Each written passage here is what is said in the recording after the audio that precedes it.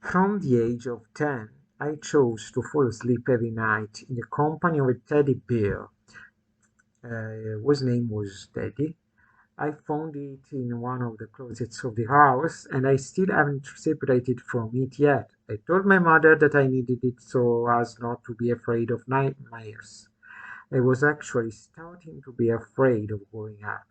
In many cartoons, I had discovered that small children are very fond of their sleeping toys, so I tried to regress to the unconscious state, pure enough not to notice the life that goes on around them, nor the time that before then evolved grab even the most innocent. In fact, I had already had my imaginary friends for a long time. These materialized little by little from nothing, from my very strong need to make friends and from the awareness of never being able to have real ones. I talked to them, organized competitions and games, confided in me, and made important decisions. Their names were Miko and John, and it was established that they would stay with me until I turned 18. How proud I was to have two adult life companions whom I only saw and who made me even more special than my other real acquaintances, so banal and predictable in their behavior, in their superficiality. I said to myself, it's true, they're happier, they have a real family, they will have boyfriends and friends who will love them, but I have special guides. I have God, I have my ghosts, I rule a whole world of fantasy. And so I was preparing for social emotional suicide. Around the age of 11, I also started keeping a diary. This was also another substitute for the confidant in flesh and blood whom I could hardly find by now. No one wanted to listen to me, no one would have misunderstood me, even if I had spoken to him about what I had inside. A good idea with the diary, as usual, from my faithful cartoons. Could the paper really listen more than man? I invented a distant friend from whom I could send long letters, full of anger against my parents, of expectations about a magnificent destiny of glory that was struggling to fulfill, of positive resolutions in the short and long term.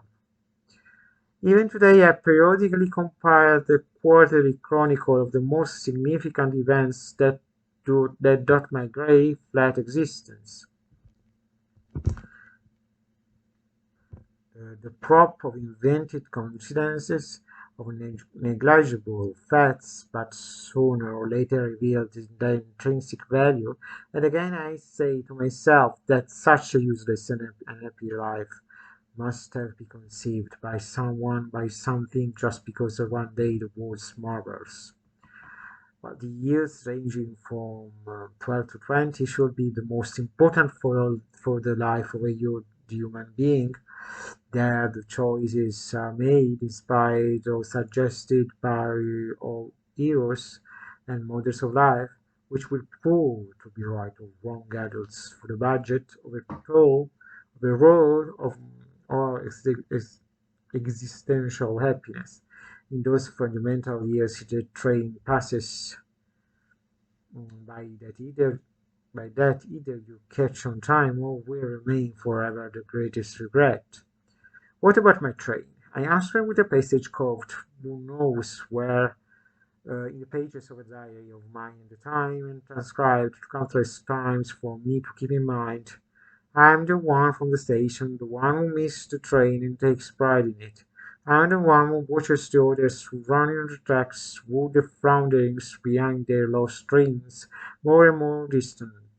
I am the one on the platform, the one who smiles at the deserted road, at the dusty and weed overgrown trails, the one who no longer expects anything and who simply stays there until it's over, whatever it is, life. Your train has passed, my mother would have repeated to me in recent tears. There is nothing more for you to do. You fade.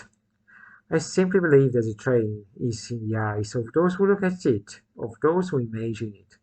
Even if wagons loaded with gold and happiness had passed on the empty rusting tracks that lie in front of me, who knows if getting on them would have been the right choice?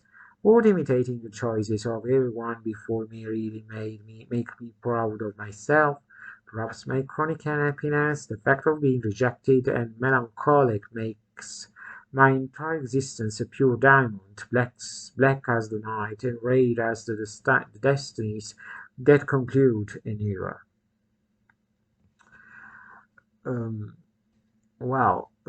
see you in the next chapter of my life about my high school years. Thank you for listening and see you to the next video.